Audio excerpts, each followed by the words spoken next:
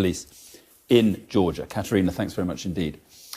Now let's cross to Downing Street very quickly, where the First Minister of Scotland, Nicola Sturgeon, is talking to reporters. She's just seen the Prime Minister. Hardline Brexiteers, which is not only, unless something fundamental changes that I can't see right now, destined to fail, it's also taken the entire country, and Scotland in particular, from my perspective, down the wrong road, one that is going to be devastating for our economy, and particularly around free movement, deeply damaging to Scotland's population and therefore our economy in the long term. The Prime Minister said earlier that she thinks the worst thing that could happen now is another independence referendum. You said in response to that what the people of Scotland want is more important than what the PM wants. It sounds a bit like you're getting ready for another campaign.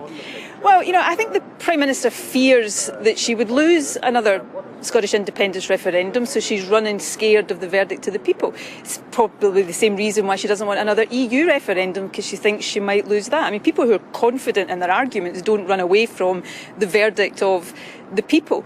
But, I think people in Scotland are probably getting sick and tired of hearing what the Prime Minister wants. What the Prime Minister wants is not the most important thing here.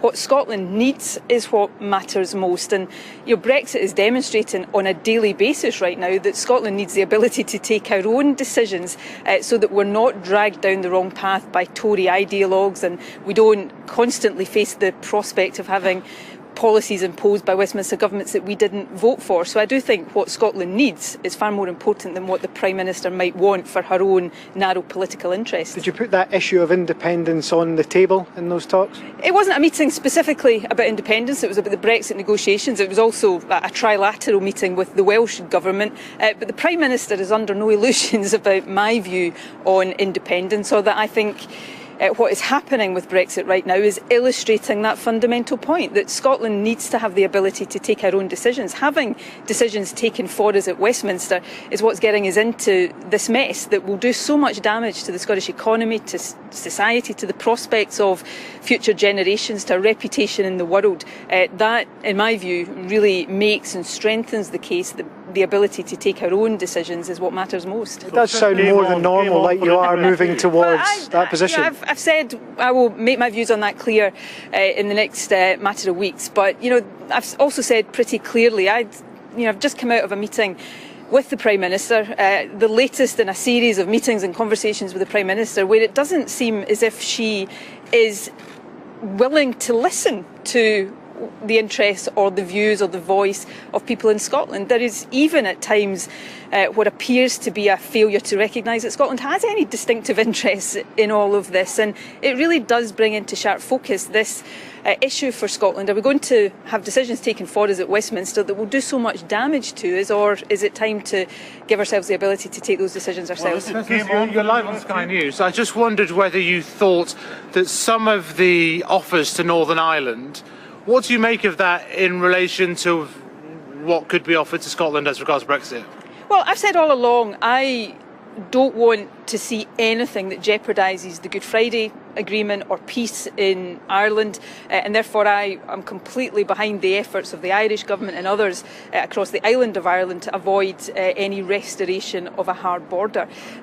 But obviously I also have concerns as Scottish First Minister that if we end up with a situation where Northern Ireland is effectively in the single market, then that puts Scotland at a very serious competitive disadvantage. So I don't want to deny Northern Ireland that outcome, but if that's to be Northern Ireland's future, I think it's really important that Scotland has that same future too. And would the 35 SNP MPs be available to the Prime Minister if, for example, she did drop some of her red lines and adopted the Common Market 2.0 Norway Plus plan? She's just pretty much told me she's not going to, and that she's sticking to all of those red lines. We're in the situation of being asked to back a withdrawal agreement that takes Scotland, against what Scotland voted for, out of the European Union, out of the single market, something that will do huge damage to our economy, and on the strength of a political declaration that is vague and non-binding and delivers an outcome that will make all of us worse off. That's not something any self-respecting Scottish MP, in my view, should be voting for, and it's not something SNP MPs will vote for. Some of the Brexiters are suggesting that this House of Commons be suspended, prorogued, in order to get a no-deal Brexit through. What do you make of that? Well, if it wasn't so serious, it would be utterly laughable. These are the same people, of course, who, campaigned for Brexit on the basis that it was taking back control for the United Kingdom Parliament. And at the first whiff of Parliament actually exerting control, they want Parliament, it sounds to me, pretty much abolished.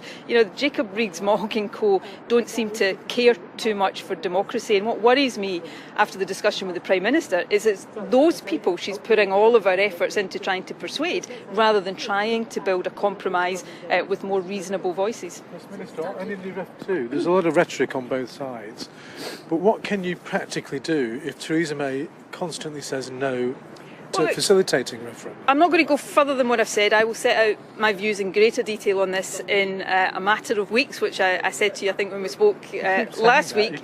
Well, I'm keeping you in. That's not at the SNP Spring Conference. It will be at a time and a place that I tell you in due course.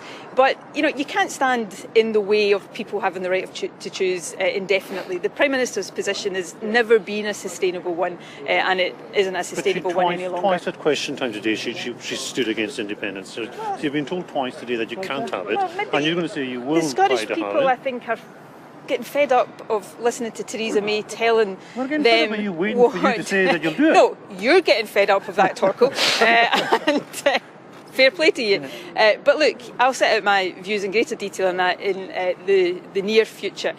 But Theresa May's argument is, she's perfectly entitled to oppose independence. Of course she is. But this idea that you can stand in the way of people having the right to choose is a nonsensical and unsustainable one. Yeah, well, there we are. That's the First Minister of Scotland. She's just spoken to the Prime Minister, Theresa May.